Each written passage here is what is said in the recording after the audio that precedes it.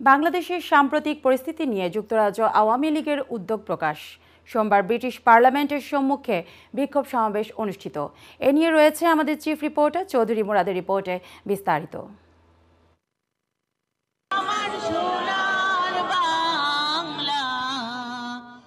যুক্তরাজ্য আওয়ামী লীগের উদ্যোগে ব্রিটিশ পার্লামেন্টের সম্মুখে প্রতিবাদ সমাবেশ অনুষ্ঠিত হয়েছে।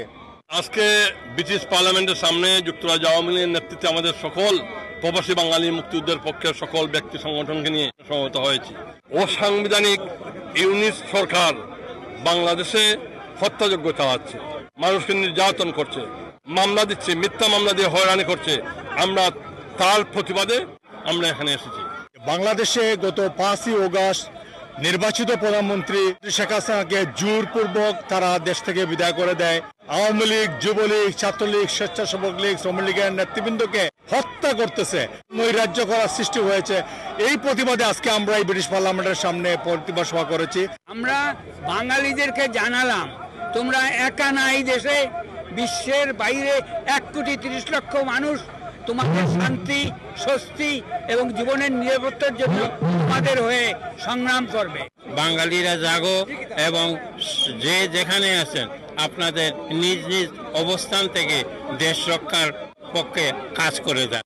এ প্রতিবাদ সমাবেশ থেকে বাংলাদেশের নির্বাচিত গণতান্ত্রিক প্রধানমন্ত্রী শেখ হাসিনাকে পদত্যাগে বাধ্য করা এবং বাংলাদেশে আওয়ামী লীগ নেতাকর্মীদের উপর হত্যা, রাহাজানি, জ্বালাও পোড়াওর যে নৈরাজ্যকর পরিস্থিতি সৃষ্টি করা হয়েছে তা অচিরেই বন্ধ করার দাবি জানান। এই রণাঙ্গনেই আমরা এই জাতীয় সঙ্গীত দিয়েই আমরা প্রেরণা পেয়েছি, তাই আজকে এই জাতীয় সঙ্গীতকে তারা পরিবর্তন করতে চাচ্ছে। ডক্টর ইউনূস ক্ষমতায় বসেছে, এখনো বাংলাদেশের বৈধ প্রধানমন্ত্রী শেখ হাসিনা, আমরা উনাকে আবারও বাংলাদেশে ফিরিয়ে নিয়ে প্রধানমন্ত্রী হিসাবে পুনঃপ্রতিষ্ঠিত করব। আমরা ব্রিটিশ সরকারের কাছে দাবি জানাতে চাই যে গত 1 মাসে বাংলাদেশে হাজার হাজার নেতা কর্মীদেরকে হত্যা করা হচ্ছে, বাড়িঘর লুটপাট করা হচ্ছে, জ্বালিয়ে দেওয়া হচ্ছে, মামলা দেওয়া হচ্ছে। আমরা বাংলাদেশে যাতে আবার গণতন্ত্র ফিরিয়ে আনা হয়। উদ্দেশ্যটা হলো আমাদের লাল সবুজের পতাকা এবং আমার জাতীয় সঙ্গীত যেন আমাদের কেউ হাত দেয় না। এই আমাদের দেশে যে জ্বালানো পুরানো, আমাদের দেশে নেত্রীকে বাধ্য করি তারা দেশ তো বিদায় করিয়ে দিছে। শেখ হাসিনাকে আমাদের দেশে ফিরাইয়া আনবো।